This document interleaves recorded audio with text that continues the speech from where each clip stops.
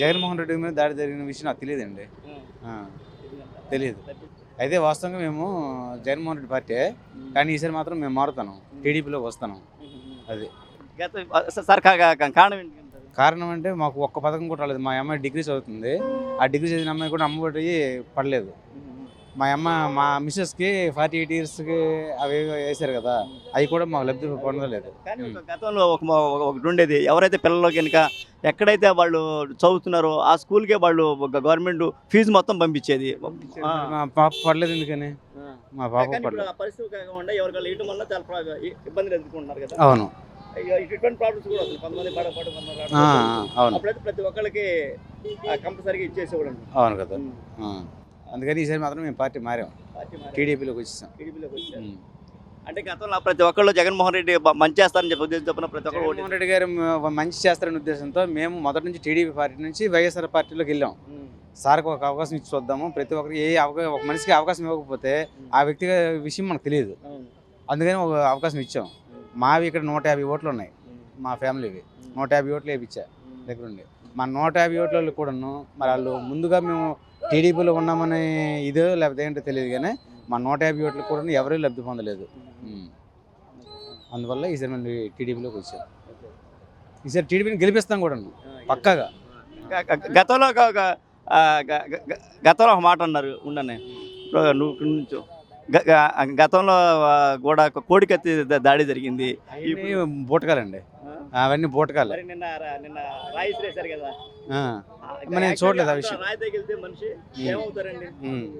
జగన్మోహన్ రెడ్డి వాళ్ళే ఇసురు ఉంటారు, వాళ్ళ తాలూకు ఇసురు ఉంటారు. జగన్మోహన్ రెడ్డి కొద్దిగా ఆ రోజు కోడికత్తి దాడి కూడా వాళ్ళే చేశారు. ఈరోజు రాయి ఇసురని నాకు తెలియదు ఇంతవరకు, కానీ అది కూడా వాళ్ళే ఇసురు ఉంటారు. టీడీపీ అయితే మాత్రం కాదు. అలాంటి పని పొరపాటుని కూడా టీడీపీ చేయరు. ఏముంది, కోడికత్తి నెంబర్ 2 అనుకుంటాం. కాకపోతే ఏంటి, ఒక చిన్న గులకరాయి బిడ్డ అట్లా చేసిన దానికి హత్యా ప్రయత్నం అని చెప్పి అన్నీ అంటే, కానీ దెబ్బ పెద్దగా చూపించారు. అటువంటి రాయి తలగ తగిలితే మనుషులు అని ఉంటుంటాడా? ఇక తలక దగ్గర ఏమవుతుంది, మనిషి చచ్చిపోడు కదా. హత్యా ప్రయత్నం వెళ్ళోడు ఎక్కడి నుంచో బిట్టి రాయి బిట్టి అట్టు కొడతాడా? అది హత్య ఎవరో చేసి ఉంటారు. అది దానికి పెద్ద ఇదేం లేదు. దానికి ఏంటంటే పోయినసారి లాగా ఇది ఇంకొక సింపతి డ్రామా అన్నమాట. అందుకని పోయినసారి కోడికత్తిలాగా ఇది ఇంకొక కత్తి రాయి, గులకరాయి కత్తిలాగా అనుకు పెట్టుకోవాలి. కోడికత్తి 2 అనుకోవాలి.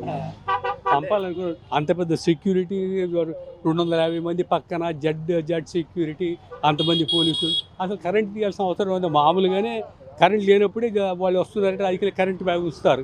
అంత సీక్రెట్గా దాచేసుకొని కరెంట్ పెట్టి సీక్రెట్గా ఉంచాల్సిన అవసరం ఉంది. అదే మరి చెప్తుంది, కరెంట్ తీయాల్సిన అవసరం ఉంది. కరెంట్ ఉంచాలి. సెక్యూరిటీ ఉన్నప్పుడు జాగ్రత్తగా ఏం జరుగుతుంది చుట్టుపక్కల అన్నీ చేయాలి కదా. జనాలు ఇంత ముందు రోజులు పరదాలు కట్టేసి జనాలు ఎక్కడ ఉండకుండా చేసేవాళ్ళు. ఇప్పుడు డిఫరెంట్ రోడ్డు మీద తిరుగుతున్నప్పుడు సెక్యూరిటీ లేకుండా ఉంటే అట్లా. ముఖ్యమంత్రి స్థాయి కోసం పక్క జట్లో సెక్యూరిటీ అదే చెప్తుంది.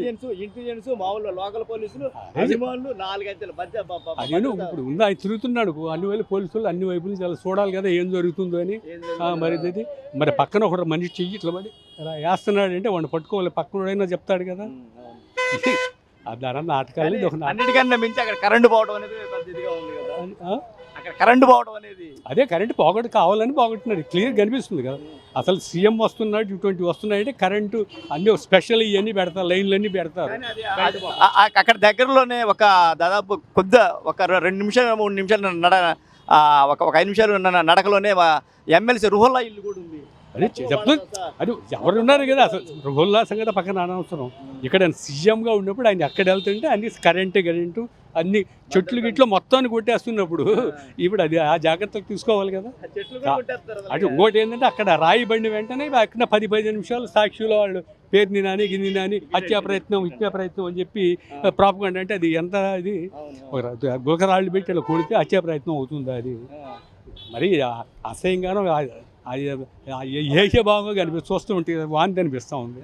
చెప్పునేది ఏదో ఎవరో కొట్టారు అని అంటే బాగానే ఉంది. దాడి ప్రయత్నం అంటే అని ఒప్పుకుంటారు, కానీ హత్యా ప్రయత్నం అంటే మరి ఘోరం కదా. అది దాడి ప్రయత్నం అనుకో కరెక్ట్, అది ఒప్పుకోవచ్చు. హత్యా ప్రయత్నం గులకరాలతో ఒక రాయి పెట్టి కొడితే హత్యా ప్రయత్నం అవుతుందా? అంటే జగన్మోహన్ రెడ్డి ఎందుకని ఆడుతున్నారు డ్రామాలు? ఏముంది, ఏదో ఒకటి రావాలి కదా, గెలుపు కావాలి. గెలుపు కావాలంటే ఏదో ఒకటి డ్రామా. పోయినసారి కోడి కత్తి బాబాయ్ ఇది, ఇప్పుడు ఇంకేం దొరకలేదు. ఇదొకటి. మరి ఇక్కడ డ్రామా కాకేమన్నారు మరి. అందులో వాళ్ళ సోషల్ మీడియాలో ఒక 4 days 1 week నుంచి చెప్తున్నారంట, 4-5 రోజుల్లో కొన్ని జరగబోతాయి, కొన్ని అనూహ్యమైన పరిణామాలు జరగబోతున్నాయి అని వాళ్ళ సోషల్ మీడియా గ్రూపుల్లో నుంచి. అది ఎవరు అవుతూ శ్రీధర్ రెడ్డి అది ఎవరు సంథింగ్ అని. కాబట్టి దీన్ని బట్టి అంటే ప్లాన్డ్గా జరుగుతుంది అనేది అర్థమైపోతా ఉందిగా. దీనికి పెద్ద ఇంపార్టెంట్ అంటే పొలిటికల్ డ్రామా జనాలు నమ్మరు. ఏం చేసినా ఎలా నమ్ముతారు? నిజంగా ఏదో దాడి ప్రయత్నం అంటే నమ్ముతారు, కానీ హత్యా ప్రయత్నం అంటే ఎంత నవ్వులాట. కాకపోతే జగన్మోహన్ రెడ్డికి ఈసారి రావన్న విషయం తెలిసిపోయింది. అదే ఏదో ఒకటి చెయ్యాలి. ఒక విషయం గమనించారా, గతంలో పోయిన లాస్ట్ ఎలక్షన్లో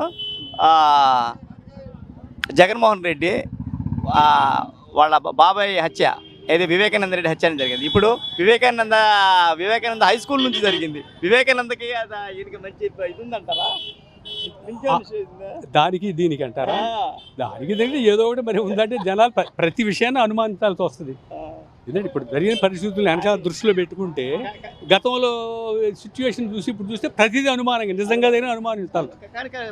అప్పుడు ఒక మాట అన్నావు, వివేకానంద రెడ్డి హత్య జరిగినప్పుడు ముందే గుండుపోటు అన్నారు, తర్వాత బాత్రూంలో కాలు జారబడ్డారు అన్నారు. సొంత వాళ్ళ కూతురు వాళ్ళ చెల్లెలే దాని మీద ఖండిస్తున్నారు కదా. మనం చెప్తే తప్పు అవుద్ది, సొంత వాళ్ళ కుటుంబంలో వాళ్ళే చెప్తున్నారు కదా మా నాన్న ఇది చేశారు అనేది. ఇంకా ఎవరిని నమ్మాలి? నేను చెప్తే నమ్మకూడదు. వాళ్ళ సొంత చెల్లెలు, వాళ్ళ సొంత చనిపోయిన ఆయన కూతురే చెప్తుంది కదా మా నాన్న ఇలా జరిగింది అని.